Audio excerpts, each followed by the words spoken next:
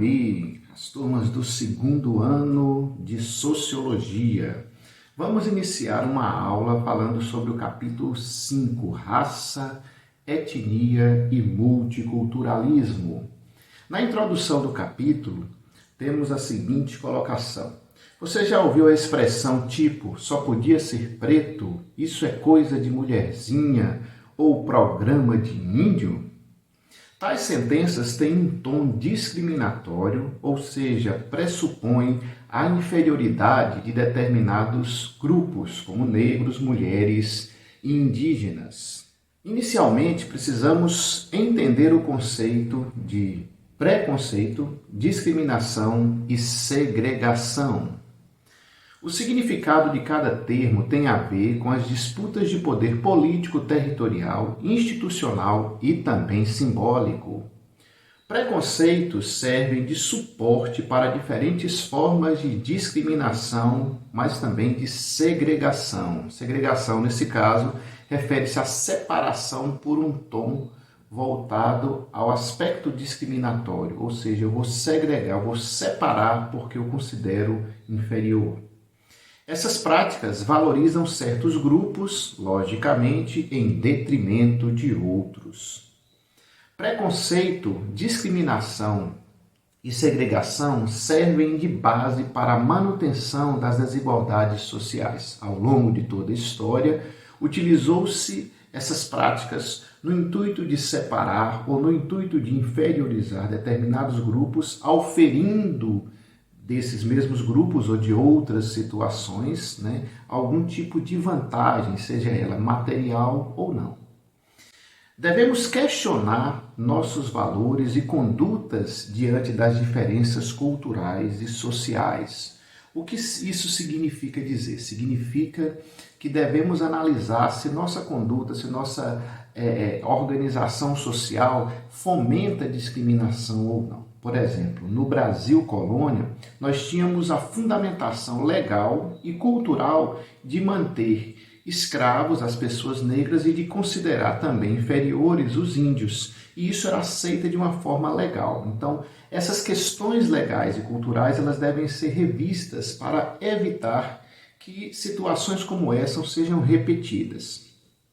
Preconceitos são atitudes negativas e desfavoráveis contra uma pessoa, um grupo, um povo ou uma cultura diferente, fundamentadas em estereótipos negativos. Tais atitudes servem de base para julgamentos prévios. E aí entendemos o conceito de preconceito. Então, o que é preconceito? É um conceito que vem antes, em geral, que não corresponde à realidade, ou seja, é um conceito errôneo a respeito de pessoas ou grupo de pessoas, por exemplo.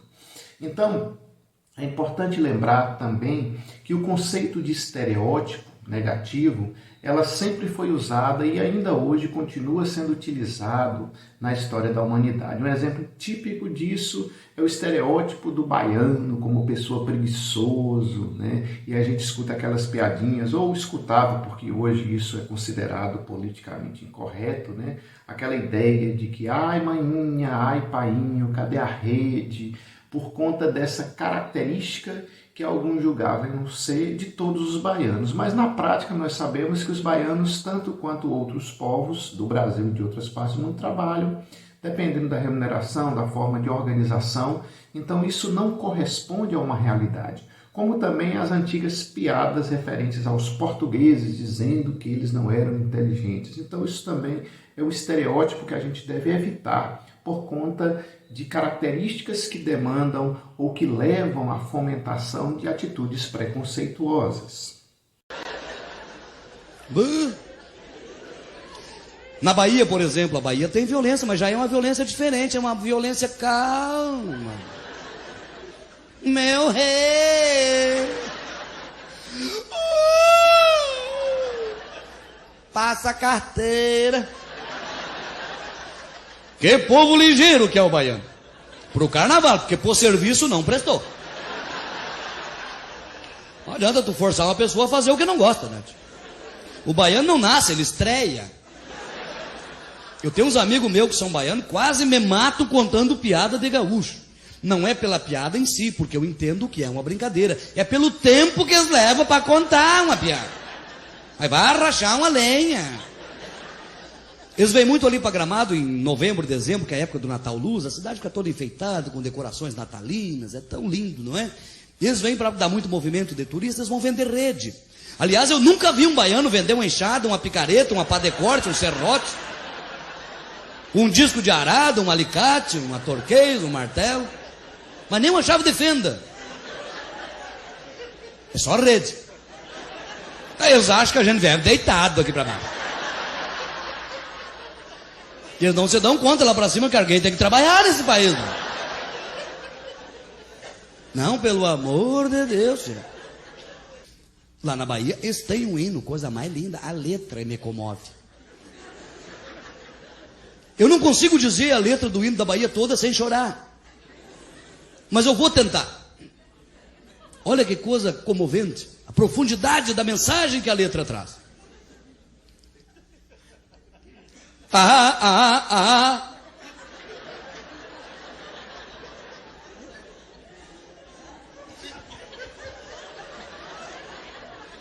Aê, aê, aê.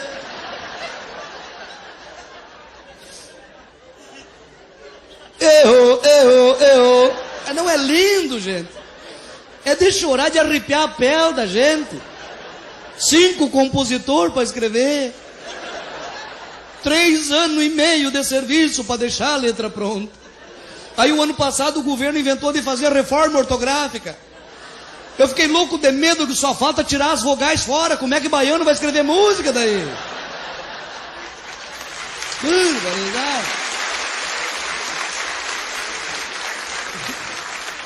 É brincadeira com os baianos, mas o que eles contam de nós, eu fico macho quando a gente fala alguma coisa deles, né? O que eles contam de nós, tá louco?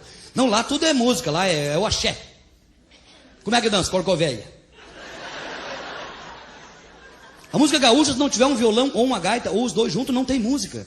O baiano inventou o birimbau, tem uma corda só e bate com porrete para não dar calo nos dedos.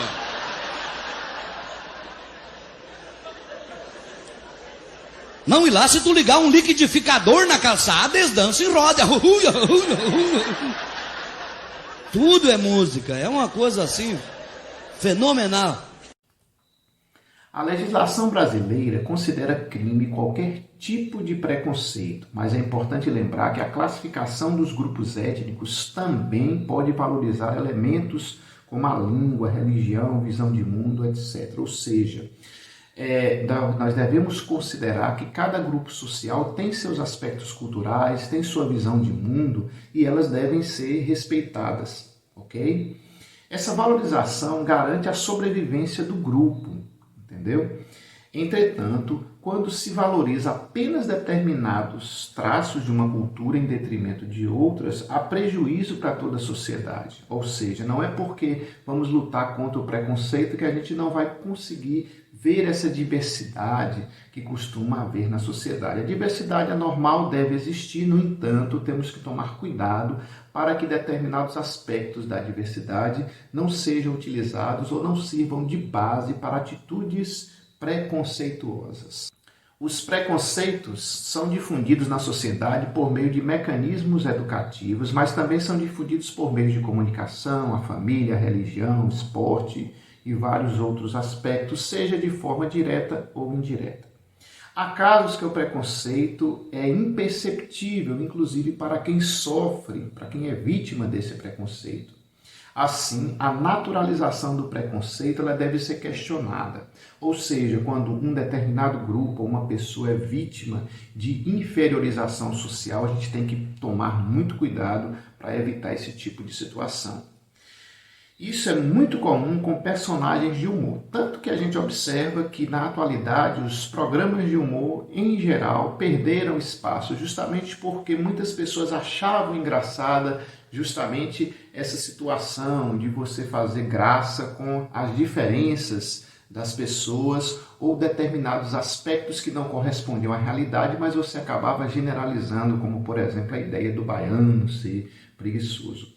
Então, hoje em dia, devido a essa preocupação que as pessoas têm, praticamente os programas de humor se limitam bastante na sua área de atuação, porque muitas dessas atitudes tidas como preconceituosas eram vistas e naturalizadas com, digamos assim, a atuação de programas de humor. Um exemplo prático é os Trapalhões, que você observava, por exemplo, em programas onde eles faziam crítica de nordestinos, de negros, de quem era gordo, quem era baixo.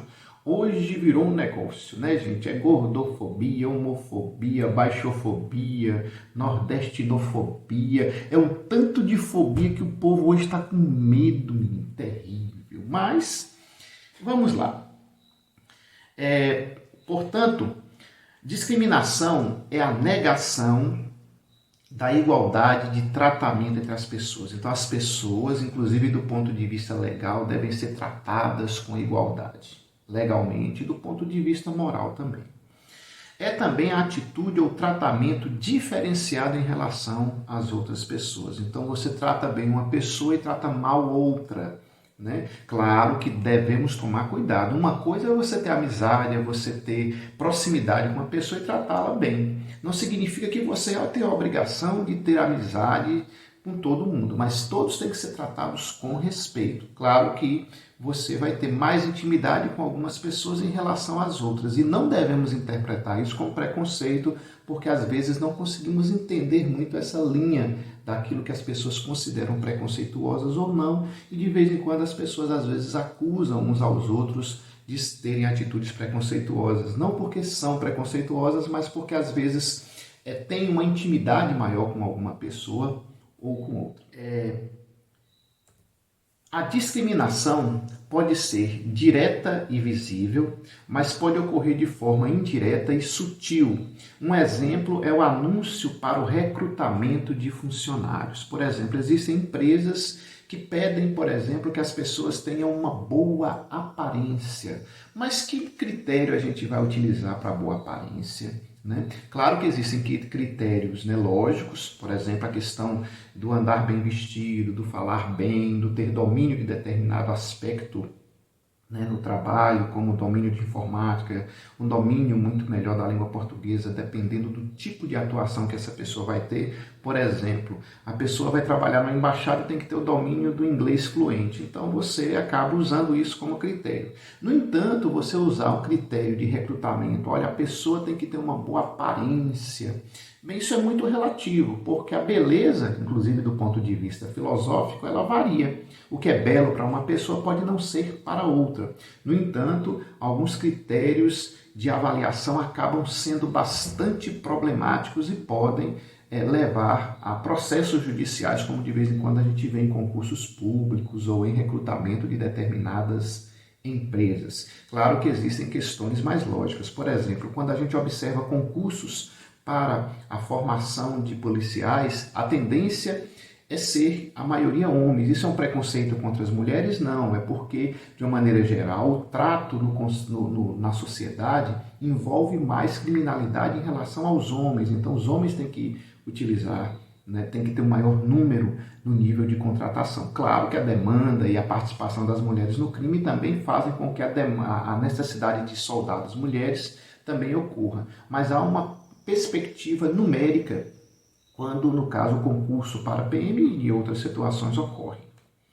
A discriminação direta pode ser vista na diferença salarial entre homens e mulheres exercendo o mesmo cargo. Ou seja, se uma mulher trabalha com determinado cargo numa empresa de chefia e o homem também, e o salário deles variam sem uma justificativa para essa variação, justificativa lógica, claro, exercendo a mesma função, isso pode ser considerado uma discriminação direta. Em alguns casos, é vedado às mulheres o acesso a determinados cargos. Isso pode ocorrer de maneira explícita nas Forças Armadas, por exemplo, como nós já falamos a respeito da questão da PM. Socialmente, essa discriminação são justificadas por uma pretensa competência maior de homens em relação a determinadas tarefas do que as mulheres.